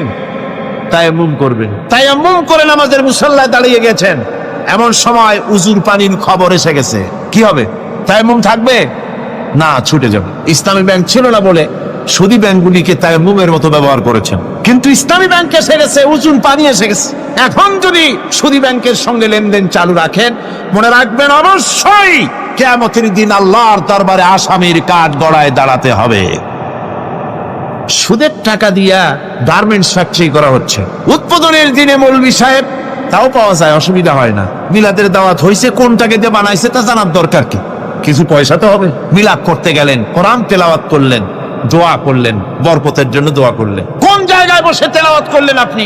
কার নামে দরুদ পড়লেন? কোন জায়গায় পড়লেন যে সুদের টাকা দিয়ে ঘরটা তৈরি হলো, আল্লাহর সাথে বায়াত করা হলো? আবার সেখানে সাইনবোর্ড লাগায়, হাযা মিন ফাদলি রাব্বি, এটা আমার প্রভুর অনুগ্রহ। নাউজুবিল্লাহ। প্রভুর অনুগ্রহ সুদের টাকা দিয়ে ঘর বানানো? কবি বলছেন, ये इमारत बनी है सूद से आए मेरे मुरब्बी ये इमारत बनी है सूद से आए मेरे मुरब्बी और उस पे लिखा है हादा मिन फضل रब्बी এই বিল্ডিং তৈরি হয়েছে সুদের টাকা দিয়ে আর কি ভাগ্যের বিড়ম্বনা কি পরিহাস সেই সুদের টাকার বিল্ডিং এর উপরে লেখা হচ্ছে হাদা মিন ফضل রব্বি এটা আমার আল্লাহর অনুগ্রহ নাউযুবিল্লাহি মিন যালিক কোরআন তেলাওয়াত করে উদ্বোধন করা হচ্ছে দরুদ পড়ে উদ্বোধন করা হচ্ছে না আল্লাহর সাথে বাগাবত করা হচ্ছে সুতরাং আল্লাহ পাক বলছেন আমি সুদকে হারাম করেছি ব্যবসাকে করেছি হালাল এই সুদ থেকে যদি না ফেরো ফাইন লাম তাফআলু ফাদানু বিহারবিন মিনাল্লাহি ওয়া রাসূলি আল্লাহ রাব্বুল আলামিন বলেন যদি এই সুদ থেকে না ফেরো যদি এই সুদ থেকে বিরত না থাকো তাহলে আমি আল্লাহ এবং আমার রাসূলের পক্ষ থেকে যুদ্ধের ঘোষণা রইল পারবেন আল্লাহ রাসূলের সাথে যুদ্ধ করতে পারবেন নাউযুবিল্লাহি মিন যালিক কি মানুষের পক্ষে সম্ভব সুদ সম্পর্কে আল্লাহ ঘোষণা করলেন কোরআনে কারীমের মধ্যে এবার ধনী এবং গরীব সম্পর্কে ধনী আর গরীবের ভিতরে সম্পর্কটা কেমন হবে আল্লাহ পাক কোরআনে কারীমের মধ্যে বলে দিলেন ওয়াফি আমওয়ালিহিম হাক্কুন লিসাইলি ওয়াল মাহরুম আল্লাহ রাব্বুল আলামিন বলছেন ও ধনীরা তোমাদের সম্পদের ভেতরে গরীবদের অধিকার আছে সে অধিকার আদায় করে দাও এ কথা বলা হলো না গরীবরা তোমাদের করুণার পাত্র দয়া করে তাদের কিছু দাও এ কথা আল্লাহ বলেন নাই বললেন ধনীরা শুনে রাখো তোমাদের সম্পদে গরীবদের অধিকার আছে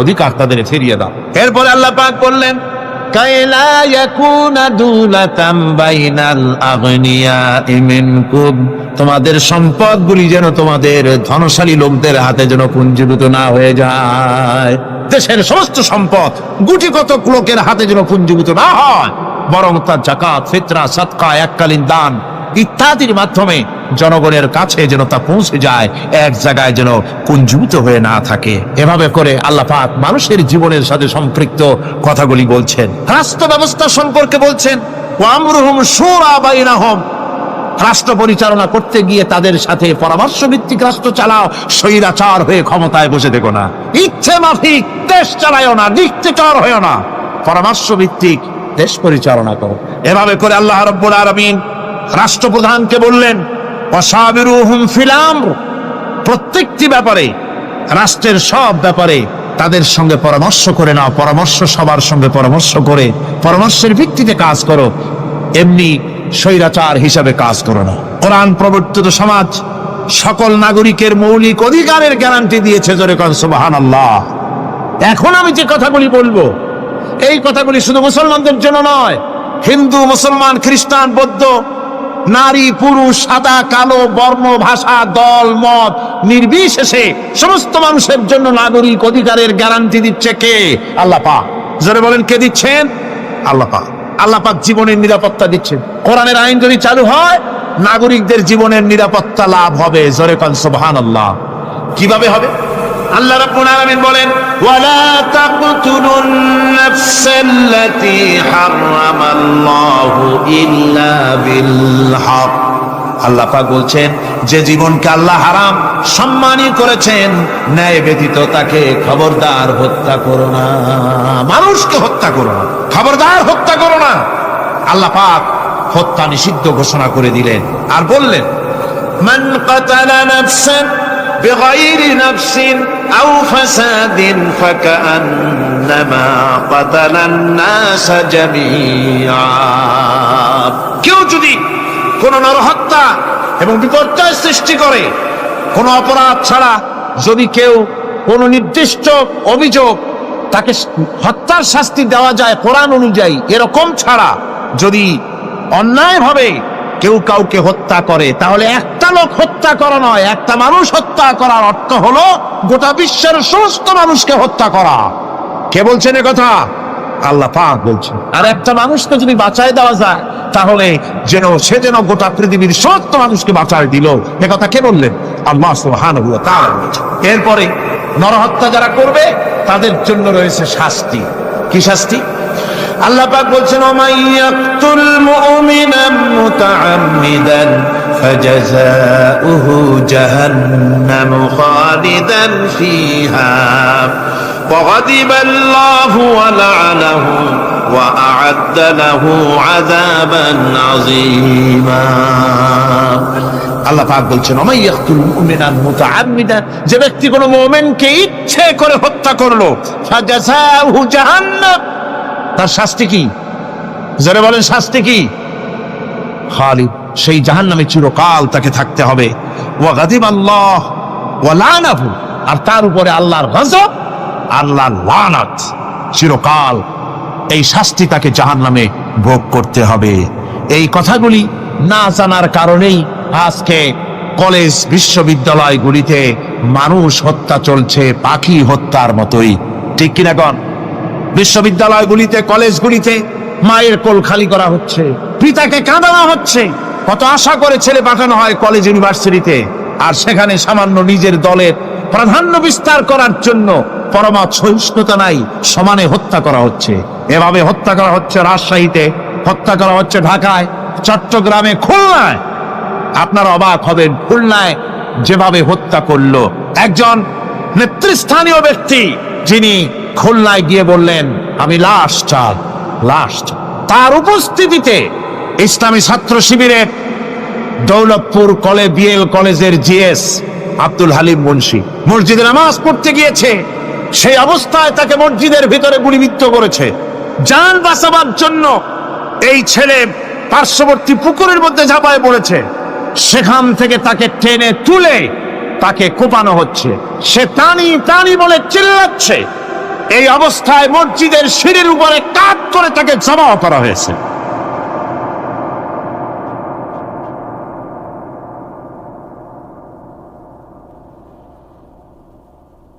এরপরে খুলনা আলিয়ার মাদ্রাসার ছাত্র, এতিম ছাত্র, দুপুর বেলায় খানা খেতে বসেছে, সেই খানা খাওয়া অবস্থায় তাকে গুলি করে ছোরা দিয়ে কুপিয়ে কুপিয়ে তাকে দুনিয়া থেকে বিদায় করা হয়েছে। এভাবে প্রতিটি শিক্ষাঙ্গনে এভাবে মানুষকে মারা হচ্ছে, ছাত্রদেরকে মারা হচ্ছে। যারা মারছে আমি তাদের উদ্দেশ্যে বলতে চাই, যারা তোমরা মানুষ হত্যা করতেছো, পাখির মতো শিকার করতেছো, মনে রেখো আল্লাহর বিচার দু রকমের হয়, একটা হয় দুনিয়ায় আর একটা হয় আখিরাত। দুনিয়ায় তুমি যার সন্তানকে হত্যা করেছো, যার সন্তানকে হত্যা করে যার মা বাপকে কাঁদায়েছো, দুনিয়ার শাস্তিটা এভাবে আল্লাহ তোমাকে দিবেন, তুমিও নিহত হবে। তুমি যাকে হত্যা করেছিলে তার মা বাপ যেমন কেঁদেছে, তোমার মা বাপও তেমন কাঁদবে। তুমি যদি কাউকে হত্যা করে তার স্ত্রীকে বিধবা করে থাকো, তোমাকেও আল্লাহ হত্যা করাবেন এবং তোমার স্ত্রীও বিধবা হবে। তুমি যদি কাউকে হত্যা করে তার সন্তানকে এতিম বানায় থাকো, অবশ্যই তুমিও নিহত হবে, নিহত হবে। আর তোমার সন্তানেরা এতিম হয়ে কাঁদতে ভিক্ষাও মিলবে না, আল্লাহ এমন করে ছাড়বেন। অন্যদেরকে তুমি যদি একটা গুলি করে কারো বুককে ঝাঁঝরা করে থাকো, অসংখ্য গুলি তোমার বুকটাকে ঝাঁঝরা করবে। আল্লাহর কসম, যেভাবে মানুষ মেরেছো এইভাবে এর থেকে নৃশংসভাবে তুমিও মরবে, কোনো সন্দেহ না। আল্লাহর এই বিচার হবে। সুতরাং আল্লাহর এই বিচারের কথা কোরআন থেকে যারা জানে তারা সন্ত্রাস করে না। এই জন্য কলেজ বিশ্ববিদ্যালয় সমূহে সন্ত্রাস হয়, মাদ্রাসাগুলিতে সন্ত্রাস হয় না বললেই চলে। কথা কি ঠিক বললাম না বাড়ায় বললাম? সন্ত্রাসের কারণে টাইটেল মাদ্রাসা বন্ধ হয়েছে কয়টা বাংলাদেশে? ফাজেল মাদ্রাসা কয়টা? দাখিল কয়টা? ইল্লা মাশাআল্লাহ দুই একটা হতে পারে কোথাও, কিন্তু তা হয় না। কারণ মাদ্রাসায় এই সব কথা পড়ানো হয় যা আমি বললাম। কোরআন থেকে যে কথাগুলি বললাম এগুলি কোথায় পড়ানো হয়? আজকে যদি কলেজ বিশ্ববিদ্যালয় সমূহে কোরআন পড়ানো হতো, তাফসীর পড়ানো হতো, তাহলে বিশ্ববিদ্যালয় থেকে রবীন্দ্রনাথ আর সূর্য সেনের পা চাটা উলামা বের হতো না, শহীদ তির্কি বেরিয়ে আসতো, টিপু সুলতান বেরিয়ে আসতো, সালাউদ্দিন আইয়ুবী বেরিয়ে আসতো। দুর্ভাগ্যজনক আজ কলেজ বিশ্ববিদ্যালয়গুলিতে আল্লাহর কোরআন পড়ানো হয় না বলে আমাদের পাঠানো সোনার টুকরা ছেলেগুলি কয়লার টুকরা হয়ে ফিরে আসতেছে। বন্ধুগণ, জীবনের নিরাপত্তা দিচ্ছেন আল্লাহ পাক। কোরআনের আইন চালু হলে মানুষকে হত্যা করা হবে না, কেউ কাউকে মারতে পারবে না, মারলে তাকেও নিহত, হত্যা করা অবশ্যই হবে। সম্পদের নিরাপত্তা দিচ্ছেন আল্লাহ, গ্যারান্টি। হিন্দু হোক মুসলমান হোক সকলের সম্পদের গ্যারান্টি মিলবে, কেউ কারো সম্পদকে হরণ করবে না, গসব করবে না। কোরআন বলছে ওয়ালা তাকুলু আমওয়ালাকুম বাইনাকুম বিল বাতিল, পরস্পরের সম্পদকে অবৈধভাবে ভক্ষণ করো না। সম্মানের নিরাপত্তা হচ্ছে ইসলামী সমাজ চালু হয়ে গেলে আল্লাহ রাব্বুল আলামিন সম্মানের নিরাপত্তা দিবেন প্রত্যেক নাগরিকের। আল্লাহ পাক বলছেন ইয়া আইয়ুহাল্লাযীনা আমানু লা ইয়াসখার কওমুম মিন কওমিন, হে বিশ্বাসীরা তোমরা এক গোত্র আর এক গোত্রকে ঠাট্টা করো না। চাষিরা তাঁতিদেরকে গালি দিও না, তাঁতিরা চাষিদেরকে, জেলেদেরকে গালি দিও না। এক গোত্র আর এক গোত্রকে ঠাট্টা করো না, বিদ্রুপ করো না। ওয়ালা তালমিজু আনফুসাকুম ওয়ালা তানাবাজু বিল আলকাব, একে অপরের দোষ গিয়ে বেরিও না, একে অপরকে খারাপ নামে ডেকো না, একে অপরের কুৎসা রটনা করো না। আল্লাহ নিষেধ করেছেন। ইসলামী সমাজ হলে পরে মানুষ সব দিক থেকেই নিরাপত্তা পাবে, গ্যারান্টি পাবে, ব্যক্তি স্বাতন্ত্র্যের প্রাইভেসির নিরাপত্তা পাবে। কারো ঘরের মধ্যে কেউ হঠাৎ করে ঢুকবে না, অর্ডার নিয়ে ঢুকতে হবে, পারমিশন নিয়ে ঢুকতে হবে। আল্লাহ পাক বলেছেন লা তাদখুলু বুয়ুতান গায়রা বুয়ুতিকুম হাত্তা তাস্তানিসু ওয়া তুসাল্লিমু আলা আহলিহা, অন্যের ঘরের মধ্যে পারমিশন ব্যতিরেকে প্রবেশ করো না। আগে সালাম দাও, পারমিশন নাও, তারপরে ঢোকো। যদি জবাব না আসে চলে যাও, বেরিয়ে যাও, এটা তোমার জন্য কল্যাণকর হবে। তারপরে ইচ্ছে মতো ধর্ম পালনের নিরাপত্তা পাওয়া যাবে ইসলামী সমাজে। কাউকে বাধ্য করা হবে না ইসলাম কবুল করার জন্য, বা অন্য ধর্ম কবুল করার জন্য কাউকে বাধ্য করা হবে না। কোরআনে কারীম বলছে লা ইকরাহা ফিদ্দিন, ধর্মের ব্যাপারে কোনো বাড়াবাড়ি করা যাবে না, কারো উপরে কোনো ধর্মমত চাপিয়ে দেওয়া যাবে না। যার ইচ্ছে তার ইচ্ছে মতো স্বাধীনভাবে তার ধর্মকর্ম পালন সে করতে পারবে। এই ধর্ম পালনের কথা বলতে এসে আমার মনে পড়লো এবছরের হিন্দুদের দুর্গাপূজার কথা। আপনারা বলতে পারেন যে কি এর মধ্যে কি ঢুকাই দিলেন? ঠিকই ঢুকাইছে। আমি বুঝি না যে কেমন ধর্ম। আপনারা আমারে কোন দেশের প্রধান বিরোধী দল তারা যদি বলে যে আমাদের এই দাবি যদি সরকার না মানে তাহলে 1 বছরের ভেতরে আমার দলে যত লোক আছো কেউ জুমার নামাজ পড়বা না, তাহলে তাদের দলের লোকেরা তা কি মানবে? মানবে? বিএনপি যদি বলে, সরকারে যারা আছে, যে আমাদের এই সমস্ত কথা যদি বিরোধী দল না মানে তাহলে আমার দলের কোনো লোক ঈদের নামাজ পড়বে না, শুনবে কেউ? শুনবে না। আমার ভাইরা, কোরআনে কারীমের আলোচনা শেষ দিকে এসেছে। আমরা মুনাজাত করব। এখন মুনাজাতের জন্য দাঁড়ানো ভাইয়েরা এক মুহূর্তে বসে পড়ুন। আজকে আপনাদের জন্য দারুণ সুখবর আছে। আজ কোরআনে কারীমের আলোচনা শুনে, কোরআনে কারীমের প্রতি মুগ্ধ হয়ে, ইসলামের আদর্শ উদ্বুদ্ধ হয়ে 5 জন অমুসলিম ভাই ইসলাম কবুল করতে এসেছে।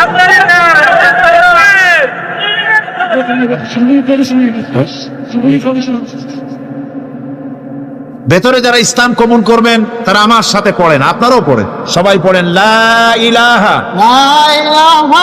ইল্লাল্লাহু মুহাম্মাদুর রাসূলুল্লাহ, আল্লাহ ছাড়া কোনো ইলাহ নাই, মাবুদ নাই, উপাস্য নাই, মুহাম্মদ সাল্লাল্লাহু আলাইহি ওয়াসাল্লাম আল্লাহর প্রেরিত রাসূল। আশহাদু আন লা ইলাহা ইল্লাল্লাহু ওয়াহদাহু লা শারীকা লাহু ওয়া আশহাদু আন্না মুহাম্মাদান আবদুহু ওয়া রাসূলুহু। আমি সাক্ষ্য দিচ্ছি আল্লাহ ছাড়া কোনো ইলাহ নাই, মাবুদ নাই, উপাস্য নাই, তিনি এক, একক, নিরঙ্কুশ, তার কোনো অংশীদার নাই। আমি আরো সাক্ষ্য দিচ্ছি মুহাম্মদ সাল্লাল্লাহু আলাইহি ওয়াসাল্লাম আল্লাহর প্রেরিত বান্দা এবং রাসূল। ব্যাস, এবার বলেন আসসালামু আলাইকুম। সবাই জবাব দেন। ওয়ালাইকুম আসসালাম ওয়া রাহমাতুল্লাহ। বলতে চাই, আমি হিন্দুর ছেলে ছিলাম, ইসলাম ধর্ম গ্রহণ করছি। আমার মুসলমান ভাই সবার কাছে আমি দোয়া চাইতেছি, আমাকে দোয়া করছি। আলহামদুলিল্লাহ, আলহামদুলিল্লাহ। আমি এখন আমাকে দোয়া করবেন আপনারা, আমি যেন বাকি জীবনটা কাটাই যেতে। আরে সবাই দোয়া করেন একটু। আলহামদুলিল্লাহ, দোয়া হবে, দোয়া হবে। এই মুহূর্তে 6 মাস অপেক্ষা করছি আপনার জন্য। আরে বহুদিন আমার আশা ছিল, আজকে আশা পূরণ হয়েছে। আল্লাহ মঞ্জুর করুন, আল্লাহ মঞ্জুর করুন, অপেক্ষা করছি। আল্লাহ মঞ্জুর করুন। আমার এই ভাই, এই দুইজন একটু আগ মুহূর্তেও তারা ছিলেন মুশরিক, এখন আমাদের ভাই, আমাদের কি ওনারা, ওনাদের অবস্থা এখন এই হয়েছে, ওনার চোখে ধর্ম কিছু নাই, বৌদ্ধ ধর্ম এটা কিছু নেই, সব জায়গায় ঘুরেছিলাম, ওদের ধর্মের ভিতরে কিছু নেই, আল্লাহ কালাম ছাড়া কিছু নাই। মুসলমান মুসলমান কেসে করে আল্লাহর কালাম ছাড়া আলহামদুলিল্লাহ। আমি এখন তাদেরকে বুকে জড়িয়ে ধরে এই বিশাল জনসমুদ্রের পক্ষ থেকে আমি তাদেরকে সম্মানিত করছি।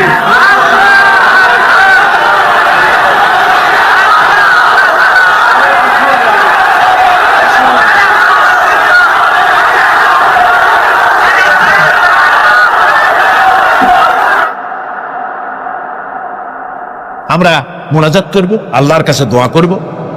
আল্লাহুম্মা আমিন। ربنا ظلمنا أنفسنا وإن لم تغفر لنا وترحمنا لنكونن من الخاسرين. آمين. ربنا لا تزغ قلوبنا بعد إذ هديتنا وهب لنا من لدنك رحمة إنك أنت الوهاب. رب العالمين, দীর্ঘ রজনী পর্যন্ত তোমার বান্দারা লক্ষ লক্ষ মানুষ কোরআনে কারীমের কথা শুনেছে, তোমার হাবিবের কথা শুনেছে। আয় আল্লাহ তাআলা, তুমি দয়া করে মেহেরবানি করে তেলাওয়াত এবং দরুদ ও সালামের সওয়াব রাসূল করিম সাল্লাল্লাহু আলাইহি ওয়াসাল্লামের রূহ মুবারকে পৌঁছে দাও। ربنا تقبل منا إنك أنت السميع العليم وتب علينا إنك أنت التواب الرحيم. سبحان ربك رب العزة عما يصفون وسلام على المرسلين الحمد لله رب العالمين. واجعل آخر كلمة عند الموت لا إله إلا الله محمد رسول الله. السلام عليكم ورحمة الله.